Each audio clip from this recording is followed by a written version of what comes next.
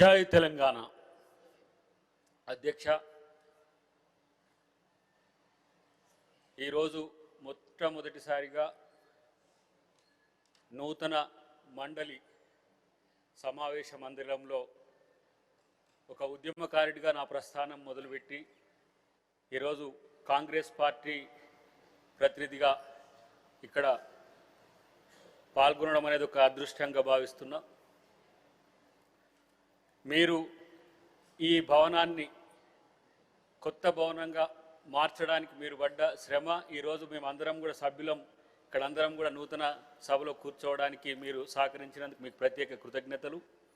ముఖ్యంగా మీరు కూడా ఉద్యమ కాలంలో ఏ విధంగా ఉద్యమానికి సహకరించింది అనేది మేము అంత ప్రత్యక్షంగా ఆ రోజు జేఏసీలో ఉన్న క్రమంలో చూసిన పరిస్థితి. ఇక్కడ ఉన్న మిత్రులందరూ కూడా చాలామంది ఉద్యమ సహచరులే. వాళ్ళందరితో కలిసి సభను షేర్ చేసుకోవడం చాలా సంతోషంగా ఉంది. నాకు ఈ అవకాశం ఇచ్చిన మేడం సోనియా గాంధీ గారికి, రేవంత్ రెడ్డి గారికి నా ప్రత్యేక కృతజ్ఞతలు. మా పిసిసి అధ్యక్షుల వారికి ఈ సమావేశానికి సంబంధించిన అంశం వచ్చినప్పుడు ఈ ప్రభుత్వం చేస్తున్న ప్రజారంజక పాలనకు నిలువుటద్దంగా గవర్నర్ గారి ప్రసంగం ఉన్నది అధ్యక్ష. కానీ ఈరోజు ప్రతిపక్ష పార్టీకి సంబంధించిన మిత్రులు నిన్న సభలో వ్యవహరించిన తీరు కానీ, లేదంటే సహజంగా వీళ్ళు సభలో అనుసరిస్తున్న తీరు కొంత ఆక్షేపణీయంగా కనిపించిన పరిస్థితి. ఎందుకంటే మొట్టమొదటిసారిగా అసెంబ్లీకి వచ్చి మేము చూస్తున్నప్పుడు తెలంగాణ అంటే ఏంటి, తెలంగాణ ఉద్యమం యొక్క చరిత్ర ఏంటి, తెలంగాణ ఎందుకు తెచ్చుకున్నాం, తెలంగాణ ఉద్యమ అమరవీరుల యొక్క ఆకాంక్షలు ఏంటి అనే విషయంలో వారిని అగౌరవపరిచినట్టుగా ఈరోజు నాకు కనబడుతున్న పరిస్థితి. కేవలం రాజకీయాల కోసమే సభలను వినియోగించుకోవడం అనేది నాకెందుకో కొంత ఇబ్బందికరంగా అనిపించింది. ఎందుకంటే నేను కొత్తగా ఈ సభకు రావడం వల్లనో ఏమో. ఈరోజు మా మహేష్ కుమార్ గౌడ్ గారు మా ప్రభుత్వం యొక్క లక్ష్యాలను ప్రభుత్వం అనుసరిస్తున్న తీరును ఈరోజు గణాంకాలతో సహా విశ్లేషించిన పరిస్థితి. కానీ ఈరోజు తెలంగాణ సాధించుకున్న తర్వాత అప్పుడు తెలంగాణ రాష్ట్ర సమితిగా ఉన్న మిత్రులు, ఇప్పుడు భారత రాష్ట్ర సమితిగా మారిన మిత్రులు ఎందుకో రూపాంతరం చెందినట్టుగా నాకు కనపడుతున్న పరిస్థితి. తెలంగాణ అస్తిత్వం ఎక్కడ కూడా కనపడేటట్టుగా కనిపించలేదు. ఎందుకంటే ఇంతకుముందు పెద్దలు మాట్లాడింది, గద్దర్ గారే కాదు, తెలంగాణ జాతి గీతాన్ని తెలంగాణ ప్రజలకు అంకితం చేయడంలో కూడా ఎందుకు వాళ్ళకు అడ్డం వచ్చిందో నాకు అర్థం కాలేదు. నిన్ననే మీ నేతృత్వంలో అధ్యక్ష ఇక్కడ తెలంగాణ తల్లి విగ్రహాన్ని మనం ఆవిష్కరించుకున్నాం. తెలంగాణ తల్లి యొక్క విగ్రహావిష్కరణకు ఏం సమస్య వచ్చుండే? ఒక రోజున అసెంబ్లీలో అంబేద్కర్ విగ్రహం పెట్టాలని గతంలో వాళ్ళ పార్టీలో ఉన్న సోదరి ఆ రోజు పోరాడినప్పుడు మేము ప్రజాసంఘంగా ఉండి సమర్థించి అంబేద్కర్ విగ్రహాన్ని అక్కడ పెట్టినాం. అలాంటప్పుడు మన ప్రభుత్వానికి వచ్చిన ఆలోచన గత ప్రభుత్వంలో ఉన్న వాళ్ళకి ఎందుకు రాలేదని ఆలోచన చేయాల్సిన అవసరం ఉంది. ఈరోజు 1200 మంది పైచిలకు అమరవీరులైతే 500, 600 వరకు పరిమితం చేసి మిగతా ఉద్యమకారుల పరిస్థితిని కూడా పక్కన పెట్టిన పరిస్థితి.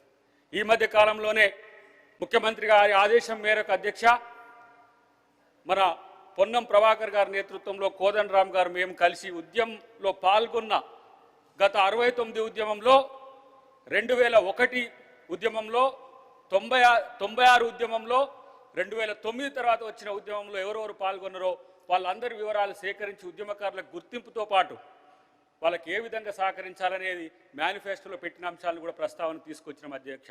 కానీ ఎందుకు మరి గత ప్రభుత్వానికి ఈ యొక్క అంశాలు గుర్తుకు రాలేదు నాకు ఇంకా అర్థం కాలేదు. నేనే అధ్యక్ష ఆ రోజు అందశ్రీ గారి యొక్క పాటను జాతికి అంకితం చేసేటప్పుడు ఆ రోజు వారి కోరిక మేరకు కీరవాణి గారితో కలిసి చేస్తే అక్కడ కూడా వాళ్ళు ప్రాంతాల మధ్యన వైరుధ్యాలు పెట్టేటట్టే చేసి తప్పితే ఎందుకు ఆ పాటను మేము మరి చేయలేదో ఇప్పటివరకు చెప్పలేని పరిస్థితి. కేవలం తన యొక్క ఏమంటాము సామాజిక స్థితిని బట్టా ఏందా అనేది నాకు అర్థం కాలేదు. అంత మంచి పాట వేణోళ్ళ ఎవరికి రాని పాటనైనా నేర్చుకొని ఆ రోజు పాడిన పరిస్థితి. మరి తెలంగాణ ఉద్యమ పార్టీ అంటారు, ఎందుకో వాళ్ళకి అది అర్థం కాలేదు అధ్యక్ష. భారత రాష్ట్ర సమితి అని చెప్పి పేరు మార్చుకొని తెలంగాణ అస్తిత్వాన్ని వాళ్ళ పార్టీ నుంచి తీసేసుకున్న వాళ్ళు ఇలా తెలంగాణ గురించి మాట్లాడుతున్నారు అధ్యక్ష. కృష్ణా గోదావరి జలాల మీద మాట్లాడుతున్నారు అధ్యక్ష. 10 సంవత్సరాల పాటు కృష్ణా నీటిని పూర్తి స్థాయిలో ఏ విధంగా నిర్లక్ష్యం చేసిండ్రో చరిత్ర చెప్తున్న వాస్తవం. ఇలా గోదావరి నీటి మీద కట్టిన కాళేశ్వరం ప్రాజెక్టు లక్షల కోట్ల రూపాయలు పెట్టిన ప్రాజెక్టు ఈరోజు చుక్క నీరు కూడా రాకుంటే కనీసం ప్రస్తావన కూడా దేని ప్రతిపక్ష నాయకుడు ఈరోజు మనకు ఉండడం దుర్మార్గం అధ్యక్ష. ఎందుకు ఈ పరిస్థితి వచ్చింది? ప్రతిపక్ష నాయకుడు లేకుండా అక్కడ ఏ విధంగా వాళ్ళు గొడవ చేస్తున్నారో చూస్తున్నాం అధ్యక్ష. రాజకీయం చేసుకోవచ్చు కానీ ఈరోజు ఒక పద్ధతి ప్రకారం అబద్ధాలను ప్రచారం చేస్తారు. కాళేశ్వరం అంటే ఎవరో కూల్చిందని చెప్పి ప్రచారం చేస్తారు. ఈరోజు 1,00,000 కోట్లే కనుక ఈ తెలంగాణ బడ్జెట్లో ఉండి ఉంటే ఎంతమంది పేదలకు ఇల్లు కట్టించేటోళ్ళం, ఎంతమంది విద్యార్థులకు ఉద్యోగాలు ఇచ్చేటోళ్ళం. నిరుద్యోగుల సమస్యను మళ్ళీ వాళ్ళే ఈరోజు తెర మీదకి తెస్తున్నారు అధ్యక్ష. 67,000 పైచిలకు ఉద్యోగాలు వాళ్ళు వేయలేక కనీసం 4 సార్లు వాటిని వాయిదా పడితే కూడా ఈ ప్రభుత్వం రేవంత్ రెడ్డి గారి పరీక్షలు నిర్వహించి ఉద్యోగాలు ఇస్తే ఉద్యోగాలు ఇవ్వలేదని చెప్తారు. వాళ్ళు మాట్లాడుతున్న తీరు చూస్తే సభలో కూడా మాట్లాడుకోలేని స్థితి. పక్క వాళ్ళకు పుట్టిన వాళ్ళను మా కొడుకులని చెప్తుందని చెప్పి వాళ్ళు మాట్లాడుతున్నారు అధ్యక్ష. ఆ నోటిఫికేషన్ వేసింది వాస్తవం కాదా, నింపింది కాంగ్రెస్ ప్రభుత్వం కాదా, లేకపోతే నిరుద్యోగులకు ఆ ఉద్యోగాలు ఇచ్చింది కాంగ్రెస్ ప్రభుత్వం కాదా అనే విషయాన్ని ఆలోచించాల్సిన అవసరం ఉంది అధ్యక్ష. కేవలం రాజకీయాలే.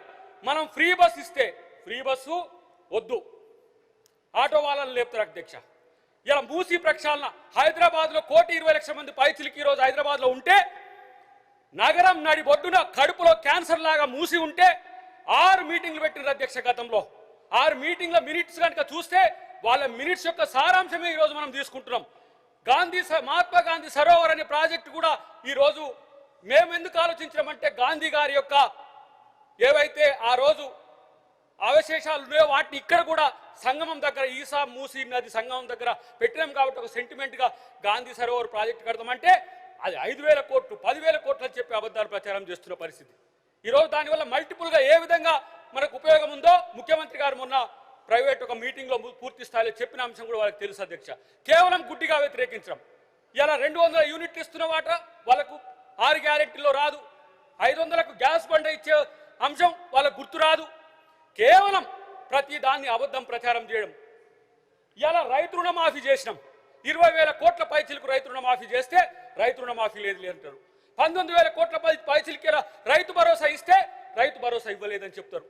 ఇలా సబ్సిడీ ఇస్తున్నాం, మేము సబ్సిడీ కాదు సన్న బియ్యానికి సంబంధించి మేము బోనస్ ఇస్తున్నాం అంటే ఇవ్వట్లేరంటారు. ఈ దేశంలో కాదు ప్రపంచంలో సన్న బియ్యం ఇచ్చిన ఒకే ఒక్క ప్రభుత్వం తెలంగాణ ప్రభుత్వం, అది రేవంత్ రెడ్డి గారి ప్రభుత్వం. మిత్రులారా, ఆ బియ్యం గతంలో ముక్కబట్టిన బియ్యం కనీసం తినడానికి కాదు, పశువులు కూడా తినడానికి ఇబ్బంది పడ్డ బియ్యాన్ని ఈరోజు సన్న బియ్యంగా ఒక సామాన్యుడు గ్రామం నుంచి వచ్చిన యువకుడు ఈరోజు ముఖ్యమంత్రి అయి పేదల యొక్క కన్నీళ్లు దుర్చడానికి, పేదల యొక్క ఆకలిని తీర్చడానికి ప్రయత్నం చేస్తే మెచ్చుకోకపోగా సన్న బియ్యంలో అక్రమాలు జరిగినాయని చెప్తారు. ఇలా రేషన్ కార్డు అధ్యక్ష, నేను గతంలో రాష్ట్రంలో తిరిగేటప్పుడు ఆయా ప్రాంతాల్లో పోయేటప్పుడు రేషన్ కార్డు 10 సంవత్సరాల కాలంలో పెళ్లిళ్ళైన వాళ్ళకు రేషన్ కార్డులు, దాంట్లో కొత్త సభ్యులను చేర్చుకోవడానికి కూడా వాళ్ళకి ఇష్టం లేకుండా రేషన్ కార్డులు ఇవ్వలేదు, మేము ఇచ్చినామని అంటారు. ఎంతమంది లబ్ధి పొందుతారో ఒక్కసారి గ్రామాల్లో తెలిస్తే మీకు అర్థమైంది అధ్యక్ష. 4 లక్షల పైచిలకి కొత్త ఇండ్లు వచ్చి దాదాపు 3 లక్షల పైచిలకి ఇండ్లు ఈరోజు ఇలా నిర్మాణ స్థాయి ఉన్నాయి. ఇదే మా మంత్రి గారు 5,000 కోట్ల పైచిలకి ఈరోజు అలొకేషన్స్ కూడా చేసిండ్రు. ప్రతిరోజు నిజాన్ని అబద్ధం చేయడానికి 100 మార్ఫింగ్లు చేస్తున్నారు తప్పితే వాస్తవాన్ని అంగీకరించడానికి సిద్ధంగా లేరు. నేను అంటున్న రైతు సమాజమే, మీ సమాజం రైతు భరోసా ఇవ్వట్లేదని చెప్పి ఈరోజు ప్రచారం చేస్తున్నారు కదా, దానికి కారణం ఎవరు? 8 లక్షల కోట్ల అప్పు నా తెలంగాణ చేసుకోవడానికి ఏమి చేసిండ్రు మీరు? 8 లక్షల కోట్ల అప్పు చేసిండ్రు. ఇలా దాదాపు నేను అనుకుంటున్నా 24 లక్షల కోట్ల పైచిలకు బడ్జెట్ ఇక్కడ ప్రవేశపెట్టిండ్రు ఈ 2 సభల్లో. 24 లక్షల కోట్ల బడ్జెట్ ఒక తీరైతే ఈ రోజు కార్పొరేషన్ల పేరు మీద ఇబ్బడి ముబ్బడిగా ఎఫ్ఆర్బిఎం పరిధిని దాటి కూడా ఈ రోజు పూర్తి స్థాయిలో 8 లక్షల కోట్ల అప్పు చేసి 52,000 కోట్ల పైచిలకు ఇలా ఈఎంఐల రూపంలో, వడ్డీల రూపంలో ఇలా ప్రభుత్వం కట్టాల్సి వస్తున్నది. మళ్ళీ పక్కకు పోతారు, మీకు 2,500 రూపాయలు ఎందుకు ఇస్తలేరని మహిళలు ఈ రోజు రెచ్చగొట్టే ప్రయత్నం చేస్తారు. ఇస్తాం డెఫినెట్ గా, 2,500 కాదు, సందర్భం వస్తే తులం బంగారం అనే అంశం కూడా ప్రభుత్వం ఆలోచిస్తుంది. కానీ మీరు చేసిన ఆర్థిక విధ్వంసం ఏంటో ఒకసారి ఆత్మ పరిశీలన చేసుకోవాలని గత ప్రభుత్వంలో ఉన్న మిత్రుడు పెద్దలు నేను అడుగుతున్నా. తెలంగాణ అంటే ఎప్పుడైనా ఉందా అధ్యక్ష? మీకు ఒక 30-40 సంవత్సరాలు 40 సంవత్సరాల పైచిలకు రాజకీయ చరిత్ర ఉంది. తెలంగాణలో కక్షలు, కార్పణ్యాలు, ఇలాంటి వ్యతిరేక భావనలు ఉన్న రాజకీయాలు ఎప్పుడు లేవు. జానారెడ్డి గారు ఒకరోజు ప్రతిపక్ష నేత అయితే ఆనాటి ముఖ్యమంత్రి గారితో ఎట్లా ఉన్నాడో మీకు తెలుసు, ఉత్తమ్ కుమార్ రెడ్డి గారు ఎట్లా ఉన్నారో తెలుసు. కానీ ఈరోజు అధికార పక్షమైన ప్రతిపక్షమైన బీఆర్ఎస్ పార్టీకి శత్రు పక్షమైన పరిస్థితి ఉన్నది. ప్రజల పక్షాన పొట్లాడవలసిన మీరు ఇలా ఒక రోజున మీరు అధికార పక్షంలో ఉన్నారు. ఆ రోజు మేము విజ్ఞప్తులు చేసినాం, వినతులు చేసినాం, అవసరమైతే డిమాండ్లు చేసినాం, నిరసనలు చేసినాం. కానీ మీరు అక్కసుతో ఉన్న పరిస్థితి. ఇంతకుముందు మా పిసిసి గారు అన్న దాంట్లో తప్పేముంది? ఈగల్ టీంకు మీ లీడర్లు దొరుకుతున్నారంటే ఆత్మపరిశీలన చేసుకోండి. ఎందుకు ఒక స్టేట్మెంట్ మా నాయకుడు కాదు అని చెప్పి మీ పార్టీ నుంచి రాలే. ఇక్కడ మీరు అబ్జెక్షన్ చెప్తున్నారు. ఇలా పోలీసులతో ఈగల్ టీంను తప్పుపడుతున్న పరిస్థితి ఉన్నది. ఈరోజు ఎఫ్ఐఆర్ను తప్పుపడుతున్న పరిస్థితి ఉన్నది. ఇదా తెలంగాణ కోరుకున్నది? ఏ పల్లెలకు నా నియోజకవర్గంలో, నా పాత నియోజకవర్గంలో తుంగతుర్తిలో అధ్యక్ష, నేను ఒక పోలీస్ ఆఫీసర్కు ఫోన్ చేసి వాళ్ళని వదిలిపెట్టమంటే సార్ వాళ్ళు ఏం చేసిరో తెలుసా మీకు అని అన్నారు. ఇవాళ నా తెలంగాణ జాతి డ్రగ్స్ తీసుకోవాల్సిన దుస్థితికి వచ్చిందా? ఇలా తెలంగాణ అస్తిత్వం మొత్తం ఎటువైపు డ్రగ్స్ వైపు పోతున్న పరిస్థితి ఉన్నది. ఇలా ఏంటి నష్టం ఏంటి అధ్యక్ష? నేను అడుగుతా. డ్రగ్స్ టెస్ట్ పెట్టుకొని వచ్చిన తర్వాత డ్రగ్స్ తీసుకున్నానికి ఏ పార్టీ కూడా టికెట్ కూడా ఇవ్వాల్సిన అవసరం లేదని నేను ఒక సామాన్యుడిగా, ఒక ప్రజా ఉద్యమకారుడిగా నేను అడుగుతున్నా అధ్యక్ష. ఏ రోజైనా సరే వాళ్ళు వైట్ ఛాలెంజ్ అని గతంలో ముఖ్యమంత్రి గారు ఇక్కడనే అమరవీర స్తూపం దగ్గర తీసుకుంటే ఆ రోజు బీజేపీలో ఉన్న ఒక మిత్రుడు ఒప్పుకున్నాడు, ఇప్పుడు వాళ్ళ పార్టీలో ఉన్న ఒక మిత్రుడు కూడా ఒప్పుకున్నాడు. కానీ వాళ్ళు మాత్రం కోపంగా ఉన్నారు. ఈ రోజు కూడా వాళ్ళకు ఎందుకు ఆ కోపం? డ్రగ్స్ తీసుకోవడానికి మనం ఆహ్వానిద్దామని ఆలోచించండి మిత్రులారా. నేను ఒకటే, కేవలం ఈరోజు బీఆర్ఎస్ ప్రతిపక్షంలో ఉన్నది, మమ్మల్ని ప్రశ్నిస్తుంది కాబట్టి మిమ్మల్ని ఏదో మేము అణచివేసే ధోరణితో ఈ ప్రభుత్వం ఉండదు అధ్యక్ష. ఇదే బీఆర్ఎస్ ప్రభుత్వం. మేము ఉద్యమకారణమై తెలిసినా కూడా శ్రీకాంతాచారి ఆత్మహత్య చేసుకున్న రోజు మురళీ ముదిరాజ్ ఆత్మహత్య చేసుకుంటే పరామర్శకు పోతే మా మీద కేసులు పెట్టి జైల్లో పెట్టిన చరిత్ర అధ్యక్ష. గత ప్రభుత్వం ఏది కూడా ఆ పరిస్థితి లేదు. రాజశేఖర రెడ్డి గారు కానీ లేకపోతే గతంలో ఉన్న ముఖ్యమంత్రులు ఎవరు కూడా లేదు. మా మీద ఇంత కక్ష ఎందుకు ఉంది? కానీ మిమ్మల్ని ప్రేమించే గుణం రేవంత్ రెడ్డి గారికి ఉన్నది, గుర్తుపెట్టుకోండి. ఇలా మాట్లాడితే అవినీతి అక్రమాల్లో దేంట్లో లేదు. ఈ కారు రేసులో చేసింది వాస్తవం కాదా? లేకపోతే మీరు కాళేశ్వరం చేసింది వాస్తవం కాదా? ఈరోజు బీజేపీ అధ్యక్ష, సిబిఐకి ఇచ్చినాం కాళేశ్వరం, ఇస్తే ఇంతవరకు దాని మీద ఊసు లేదు, ఎలాంటి ఆలోచన లేదు. బీజేపీ ఈరోజు బీఆర్ఎస్ కు సపోర్ట్ చేయడం వలన వీళ్ళు ఈ ఎత్తుగా మరి వాళ్ళు రెచ్చిపోతున్న పరిస్థితి నాకు అనిపిస్తున్నది. బడ్జెట్ లో కూడా కేంద్ర ప్రభుత్వంలో ఉన్న బడ్జెట్ 12 సంవత్సరాలు 10 సంవత్సరాల వాళ్ళే ఉన్న అధ్యక్ష. ఎందుకు ఈ తెలంగాణకు నిధులు తీసుకురాలేదనే విషయంలో ఎందుకు బీఆర్ఎస్ నిలదీయలేదు అధ్యక్ష? ఇప్పుడు కూడా మేము కేంద్ర ప్రభుత్వాన్ని ప్రశ్నిస్తుంటే వాళ్ళు మమ్మల్ని ప్రశ్నిస్తారు. కేంద్ర ప్రభుత్వం మీద కామ్గా ఉంటారు. మేము అనుకున్నాం ఒకటి ఏంటంటే 2 పువ్వులు ప్రేమించుకుంటున్నాయేమని. ప్రేమ కాదు, కాంగ్రెస్ మీద ద్వేషం. ఈరోజు 12 సంవత్సరాల్లో ఏదైతే విభజన చట్టంలో మనం పెట్టినామో ఆ అంశాలకు కూడా మోక్షం కలిగించకపోతే కేసీఆర్ గారు ఒక మాట అన్నారు, ప్రస్తావన చేస్తున్నాం, మీరు ఏమనుకోకండి. ప్రేమ, కేంద్ర ప్రభుత్వం ప్రేమ ఉంటే చాలు అన్నారు. ఇలా కేంద్ర ప్రభుత్వం ప్రేమ ఉంటే తెలంగాణ అభివృద్ధి చెందుతుందా? బీజేపీ మిత్రులు కూడా కాంగ్రెస్ ప్రభుత్వాన్ని ప్రశ్నిస్తున్నారు, పెద్ద ఎత్తున నిరసనలు చేస్తున్నారు. నేను అంటున్న బీజేపీ మిత్రులకు, ఎందుకు మీ కేంద్ర మంత్రులు ఉన్నారు, మీ పార్టీ ఉన్నది, మీ కేంద్ర ప్రభుత్వం ఉన్నది, ఎందుకు రాష్ట్రానికి నిధులు తీసుకురావడానికి మీరు ఒక పోరాటం చేయలేరని. ఇలా 42% రిజర్వేషన్ల బిల్లు బీసీలకు తెస్తే బాధ్యత కేంద్రం మీద ఉంటే రాష్ట్ర ప్రభుత్వాన్ని ఇలా అబాసుపాలు చేసే ప్రయత్నం చేస్తున్నారు. ఎందుకు బీఆర్ఎస్ లో ఉన్న బీసీ మిత్రులు లేకపోతే బీజేపీలో ఉన్న బీసీ మిత్రులు ఎందుకు ఈ ప్రభుత్వానికి సహకరించి కేంద్రం మీద పోరాడటానికి ఎందుకు మీరు ఈరోజు సిద్ధపడలేదో ఆలోచించుకోవాల్సిన అవసరం ఉంది. ఎన్ని అంశాలైనా సరే గుడ్డిగా కాంగ్రెస్ ప్రభుత్వ వ్యతిరేకత తప్పితే ప్రజా అనుకూల నిర్ణయాలు మీరు లేరనే విషయాన్ని మీకు అర్థం చేసుకోవాల్సిన అవసరం ఉంది. ఈరోజు మేమందరం కూడా ఉస్మాన్ యూనివర్సిటీలో చదువుకున్న వాళ్ళే కదా, డాక్టరేట్ తీసుకున్న వాళ్ళమే కదా. ఇలా ఉస్మాన్ యూనివర్సిటీలో స్టాఫింగ్ లేకపోతే యూనివర్సిటీ మొత్తం కునారిల్లుతుంటే ముఖ్యమంత్రి గారు అక్కడికి సందర్శించి 1000 కోట్ల రూపాయలు ఉస్మాన్ యూనివర్సిటీ పునరుద్ధరణకి ఈరోజు శాంక్షన్ చేసిన చరిత్ర. ఇలా ప్రతి యూనివర్సిటీలో కూడా ఆ తరహా తీసుకురావాలని ఒక ఆలోచన వచ్చింది. ఎందుకు విద్యాలయాలు మీరు క్లోజ్ చేయాలనుకున్నారు? ఇలా నీళ్ల పేరు మీద నిధులను దుర్వినియోగం చేసి ఈరోజు తెలంగాణ ప్రజలకు అన్యాయం చేసింది కదా ప్రభుత్వం కాదా అనేది ఆత్మపరిశీలన చేసుకోవాల్సిన అవసరం ఉంది. నేను అంటున్నా, రేవంత్ రెడ్డి గారు ఈరోజు మీకు ఇష్టం లేకపోవచ్చు, రేవంత్ రెడ్డి గారు మీ ప్రభుత్వాన్ని ఓడగొట్టి ముఖ్యమంత్రి అయిందని ఒక అక్కసు ఉండొచ్చు కాక, కానీ రేవంత్ రెడ్డి గారు ఒక సామాన్య యువకునిగా సమాజం కొరకు ఆలోచిస్తున్న ఆలోచనలు మీరు ఆలోచించండి. ఎందుకు మీరు ఆ ఆలోచనలో మీరు లేరో ఒకసారి ఆత్మపరిశీలన చేసుకోండి. కేవలం రేవంత్ రెడ్డి గారు ముఖ్యమంత్రి అయింది కాబట్టి రేవంత్ రెడ్డి గారి మీద దుర్భాషలాడమో, రేవంత్ రెడ్డి గారి మీద దుష్ప్రచారం చేయడమో, రేవంత్ రెడ్డి గారి మీద ఈ దేశంలో కాకుండా ఇంకో దేశంలో ఏదో సోషల్ మీడియాలు పెట్టుకొని ఇలా ఏం ఇష్టం వచ్చినట్టుగా ప్రచారం చేయడం కాదు. రండి, మూసీ ప్రక్షాళనకు సంబంధించి, మూసీ పునరుజ్జీవానికి సంబంధించి మీరు కలిసి వస్తే సమస్య ఏంది? 4 ఫేసులు 5 ఫేసులుగా ఉన్న వాటిని ఇలా హైదరాబాద్కి ఇలా అత్యంత రిచెస్ట్ కంపెనీస్ ఇలా హైదరాబాద్కి రావడానికి ఫార్చ్యూన్ 500 కంపెనీస్ రావడానికి సిద్ధంగా ఉన్నాయి. కానీ మీరు ఎందుకు సహకరిస్తలేరో మీరు ఆత్మపరిశీలన తీసుకోవాల్సిన అవసరం ఉంది. తెలంగాణ గ్రామీణ ఇలా ప్రజలు ఈ ప్రభుత్వం పట్ల ఉన్న ప్రేమ వివిధ పథకాల రూపంలో మాకు తెలుస్తున్నది మిత్రులారా. కాబట్టి నేను అంటున్నా అధ్యక్ష, కేవలం రాజకీయ కోణం మాత్రమే ఆవిష్కరించేటట్టుగా మన సభలు జరగొద్దని మీకు విజ్ఞప్తి చేస్తున్నా అధ్యక్ష. రాజకీయాల కోసమో పొలిటికల్ కాంట్రాక్ట్ కోసం ఇది పెద్దల సభ అధ్యక్ష. చిన్నపిల్లలమైనా మాకు ఇక్కడ అవకాశం మిత్రులు, నాకు వెంకట్ లాంటి మిత్రులకు కూడా చిన్న వాళ్ళమైనా సరే, కానీ ఈ సభను చూస్తున్న ప్రతి ఒక్కరు సభ నన్ను రిప్రజెంట్ చేస్తున్నది అని చెప్పి ఒక ఆలోచనతో రావాలి. నేను అంటున్నా ఈ సభా వేదికగా, ఎందుకు మీ ప్రతిపక్ష నాయకుడు రాలేకపోతున్నాడో, లీడర్లెస్ పార్టీ అంటే బాధపడుతున్నారు కదా మీరు. అంటే ఇది కూడా సబార్డినేషన్కి ఇస్తారా? ఇది మన రాజరికమా? రాజు తర్వాత రాజు కొడుకు, రాజు అల్లుడు, రాజు బిడ్డ ఇట్లా వచ్చేటట్టు ఏమైనా ఉందా? ప్రజాస్వామ్యంలో ఎన్నుకోబడ్డ వాళ్ళే ఉండాలి. కానీ మీ పార్టీలో, మీ ప్రభుత్వంలో ఎప్పుడు కూడా పరిస్థితి లేదు. కానీ ఇప్పుడు మీరు కాంగ్రెస్ పార్టీని చూస్తే మల్టిపుల్ రిప్లికా, ఇది ఈ తెలంగాణ సమాజం యొక్క రిప్లికా కనబడుతుంది. కాబట్టి నేను అంటున్నా, ఒక రోజున కేసీఆర్ గారు కూడా మా ఉద్యమ సహచరుడే, కానీ ఉద్యమాన్ని గౌరవించే సంస్కృతిని కోల్పోలే. ఉద్యమ సంస్కృతి, ఉద్యమకారుల మీద ఏ విధంగా కక్ష తీసుకున్నాడో మీరు గతంలో చూసిండ్రు. నేను అంటున్నా ఇలా అదే మీరు అంటున్నారు కదా, ఎక్కడ రేవంత్ రెడ్డి గారు ఉద్యమంలో ఉన్నాడని. ఉద్యమంలో ఉండి ఇదే సభలో ఏ విధంగా హరీష్ రావుతో పాటు సభలో లేడైన పేరు తెచ్చుకుంటే మీరేమని అనుకోవచ్చు కాక, ఏ విధంగా గవర్నర్ గారి ప్రసంగం విషయంలో ఏ విధంగా అడ్డుకున్నాడో మీకు తెలుసు. కానీ ఉద్యమకారులు ప్రతి ఒక్కరిని జైల్లో పెట్టిన చరిత్ర వీళ్ళది అధ్యక్ష. అది ఆ రోజు జేఏసీ చైర్మన్గా ఉన్న కోదండరామ్ గారిని కావచ్చు, ఆ రోజు ఈ రోజు కూడా ఉన్న కృష్ణమాది గారిని కావచ్చు, మాలాంటి వాళ్ళని కావచ్చు, ఎవరు కేసీఆర్ని వ్యతిరేకిస్తే వాళ్ళని జైల్లో పెట్టిన చరిత్ర అధ్యక్ష. మా లాంటి వాళ్ళ మీద కాంగ్రెస్ పార్టీకి వచ్చినామంటే కూడా రాజకీయ ఒక అక్కసుతోనే ఈ రోజు తన కుటుంబాన్ని పెంచి పోషించాలనే ఉద్దేశంతో ఉన్న తప్పితే మరొకటి కాదు. ఇప్పటికైనా బీఆర్ఎస్ మిత్రులకు చెప్తున్నా, రాజకీయం కేవలం ఒక కుటుంబానికో ఒక వ్యక్తులకు సంబంధించిన అంశం కాదు. ప్రత్యేకించి తెలంగాణ అది కాదు. తెలంగాణ అది సహించదు. తెలంగాణలో ఇలాంటి రాజకీయాలను చిల్లు చేటు కొట్టేయాలా, కేసీఆర్ కుటుంబాన్ని ఎలా పతనం చేసే చరిత్ర. కాబట్టి ఇప్పటికైనా కనీసం సమస్యల మీద చర్చించే ప్రయత్నం చేయండి, సమస్యల కోసం తీసుకొచ్చే ప్రయత్నం చేయండి. కానీ ఎవరో ఆయన చెప్తే ఈయన చెప్తే ఆయన కొడుకు అనేది ఇది రాజ్యం కాదనే విషయాన్ని తెలుసుకోవాల్సిన అవసరం ఉంది. మిత్రులారా, నేను ఒకటి చెప్తున్నా, మీకు చిత్తశుద్ధి ఉంటే బీజేపీ ప్రభుత్వం మీద పోరాడే దమ్ముందా ఇలా ఆలోచించండి అని చెప్తున్నా.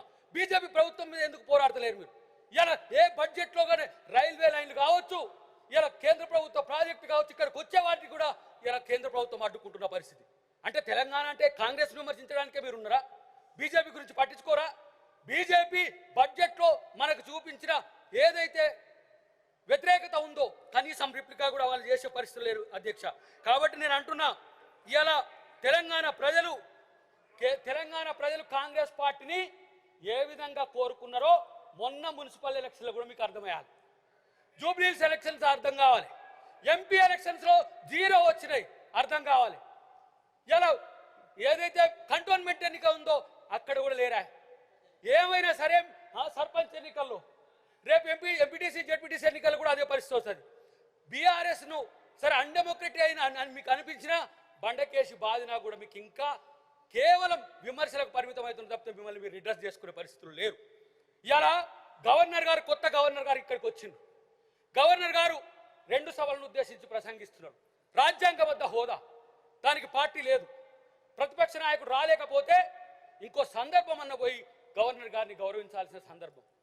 ఇలా సభలను ఉద్దేశించి ప్రసంగించినప్పుడు రాకపోయినా ప్రత్యేకంగా పోయి కలిసే అవకాశం ఉంటుంది. ఎక్కడ మీరు మీ నాయకుడికి రాజ్యాంగమే ఇష్టం లేదు, రాజ్యాంగాన్ని మార్చాలని. అందుకనే ఆయనను మార్చింది కాబట్టి ఈ రాజ్యాంగాన్ని గౌరవించాలని చెప్పి ఏమైనా రాజ్యాంగబద్ధ హోదాలకు ఆయన గౌరవిస్తలేడా? కాబట్టి తెలంగాణ తల్లి విగ్రహం ఇక్కడ ఓపెనింగ్ ఇస్తే ప్రతిపక్ష నాయకుడు ఉండడా? కాబట్టి మిత్రులారా, ఇవన్నీ కూడా మొదటి సమావేశం. కానీ రేపు లెక్కలు ఎక్కాలు గణాంకాలు విశ్లేషణలతో మరింత పెద్ద ఎత్తునే మేము కూడా ప్రసంగిస్తాం. ఇది కేవలం ఎమోషనల్ ఎందుకు వస్తుందంటే, కోట్ల రూపాయలు ఈరోజు తెలంగాణ ప్రజలు వెచ్చించి మనకి ఈ హోదాలు ఇచ్చింది. కోట్ల రూపాయలు వాళ్ళ కొరకు ఆలోచించడం కాకుండా కుటుంబాల కొరకో వ్యక్తుల కొరకో మీరు ప్రాధేయపడే పరిస్థితి వస్తే అది పద్ధతిగా ఉండదని చెప్పడానికే నేను ప్రయత్నం చేస్తున్నా.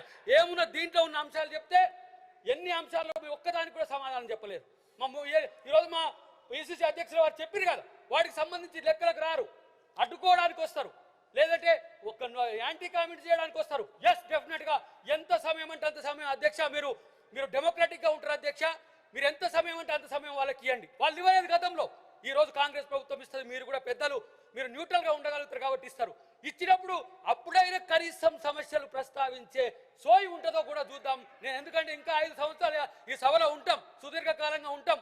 ఎవరు ఎంతకాలం ఉన్నా మేం మాత్రం తెలంగాణ ప్రజలకు, తెలంగాణ సమాజానికి మేలు జరిగే విధంగా కార్యాచరణ ఉంటే సహించేది తప్పితే ఇలాంటి ఇష్టం వచ్చినట్టుగా మాట్లాడితే మాత్రం మీరు కూడా మీరు వాళ్ళు పట్టించుకొని వాళ్ళకు చర్యలు తీసుకోవాలని చెప్పి విజ్ఞప్తి చేస్తూ, మొట్టమొదటి సమావేశానికి నాకు అవకాశం ఇచ్చిన మీ అందరికి కృతజ్ఞతలు. మిత్రులు గొడవ చేసిన, ఆపోజ్ చేసిన మీరందరూ కూడా సహకరించినందుకు thank you very much. Shri Madhusudanachari గారు.